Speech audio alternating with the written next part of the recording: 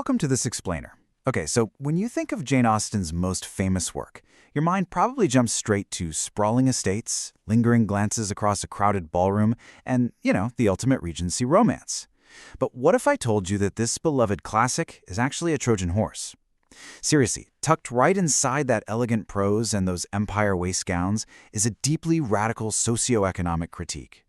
So today, we're going to bypass the typical plot summaries and totally strip this novel down to its core mechanics. We're going to reveal the brilliant and honestly often ruthless reality operating underneath it all. Let's dive in. It is a truth universally acknowledged that a single man in possession of a good fortune must be in want of a wife. I mean, it's arguably the most famous opening line in all of English literature, right?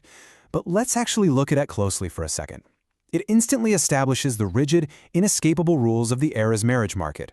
Austen isn't setting the stage for some sweet fairy tale here. She is literally laying down the laws of physics for the universe her characters are trapped in. So, I really want to ask you, looking at that quote, is this a statement of romance, or is it a ruthless economic formula? By the end of this explainer, I think you'll see exactly how Austen was exposing marriage as a system based almost entirely on money, social interests, and just plain survival. To understand exactly how Austen pulls this off, we've got a clear roadmap today. Number 1, the ledger of love. Number 2, cognitive bias and prejudice. And number 3, the stealth weapon of wit. All right, Section 1, the ledger of love, the economic realities of the Regency-era. Now, before we can unpack the psychology of these characters, we really have to ground ourselves in the cold, hard financial numbers of Georgian England.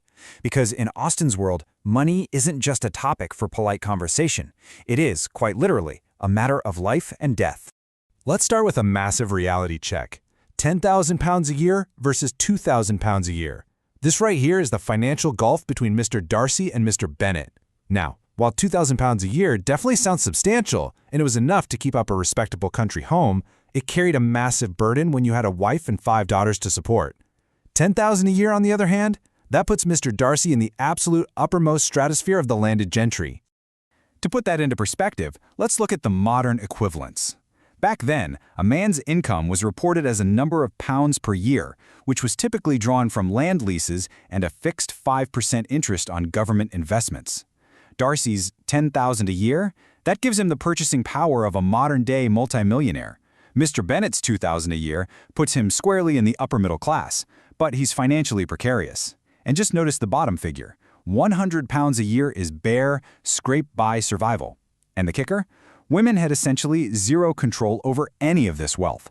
A woman's entire financial security was completely dependent on the men in her life. Which brings us to arguably the most terrifying word in the entire Bennet household, the entailment. Since the Bennet family didn't produce a male heir, the moment Mr. Bennet dies, the entire estate legally passes to a distant cousin, Mr. Collins. So here is the absolutely crucial point. Mrs. Bennet is so often played as this hysterical, fluttering punchline, but if we look at the historical and legal facts, she is actually highly rational. Her terror is completely justified. If she doesn't marry her daughters off, she and her 5 girls become totally destitute the second her husband dies. Her seemingly absurd obsession with marriage isn't crazy, it's raw survival instinct. And this brilliantly illustrates the massive divide between our protagonist, Elizabeth Bennet, and her best friend, Charlotte Lucas. Elizabeth enjoys the privilege of a romantic ideal. She demands equality, respect, and love, and she flat out refuses to conform to society's transactional norms. But Charlotte is a 27-year-old woman with a very small fortune. She demands only a comfortable home and views marriage purely as financial preservation. As academic research highlights, Charlotte is actually penned as a fiercely observant, highly intelligent survivor. She totally knows Mr. Collins is a conceited, pompous, narrow-minded, silly man. She knows exactly what she is doing. She is actively manipulating the situation to secure her own financial future because she knows for a fact society won't do it for her. It's an incredibly sobering contrast to Elizabeth's romantic rebellion.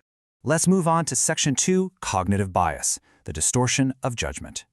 So, now that we understand the immense economic pressure cooking these characters, let's look at the psychology it produces. It's definitely worth noting that Jane Austen's original title for this novel was actually First Impressions, and it is entirely about how these rigid class structures warp our judgment. To really grasp this, we have to look at the exact definition of pride within the novel, which is conveniently provided by the middle Bennet sister, Mary. She says, "Pride relates more to our opinion of ourselves, vanity to what we would have others think of us." Darcy is not necessarily vain. He really doesn't care what the country folk of Meryton think of him, but he is intensely proud. His obsession with his high social hierarchy makes him so ridiculously secure in his own superiority that he just ignores basic social niceties, and this arrogance immediately poisons the waters. But let's be fair. Elizabeth is equally at fault, and her weapon of choice is prejudice. Because she's deeply insulted by Darcy's initial dismissal of her at the local ball, she forms an immediate defensive bias. This prejudice acts as a distorting lens. It makes her uniquely vulnerable to George Wickham. Because Wickham is smooth, and more importantly, he confirms her negative bias against Darcy. This brilliant, incredibly perceptive woman swallows Wickham's fictitious tales of woe without a second thought. Her prejudice completely blinds her to reality. Which leads us to Section 3, the stealth weapon of wit. Let's see exactly how Jane Austen wraps all of this profound social critique into a package that goes down so smoothly. She pulls it off using the stealth weapon of wit and deep literary irony. Austen revolutionized the novel by perfecting a technique called free indirect discourse. Basically, instead of awkwardly stopping the story to say she thought or he supposed, Austen's third-person narrator seamlessly slips into the vocabulary, tone, and biases of the characters themselves.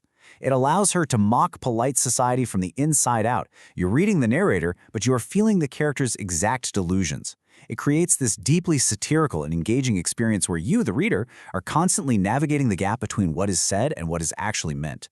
And Austen's characters use verbal irony as a weapon, too. Take this absolutely incredible moment. Miss Bingley is trying to sabotage Elizabeth in front of Darcy by criticizing women who try to appear attractive by devaluing others.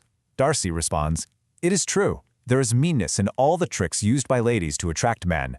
Now, superficially, he's agreeing with Miss Bingley, but beneath the surface, he is masterfully satirizing Miss Bingley herself for sneering behind Elizabeth's back. He's literally using her own trap against her. It's brilliant. So as we wrap up this explainer, I want to leave you with a provocative question to ponder. We watch Elizabeth and Darcy overcome their personal flaws to find love. But look at the society they live in, a society of strict entailments, mercenary marriages, and rigid class barriers. Did Elizabeth actually conquer this rigged system, or did she simply manage to survive it with a brilliant smile and an incredible amount of luck? Honestly, it's a testament to Jane Austen's genius that a book so sparkling and romantic can leave us asking such profound, enduring questions. Thanks so much for exploring the depths of this masterpiece with me today. Keep questioning the text, and I'll see you next time.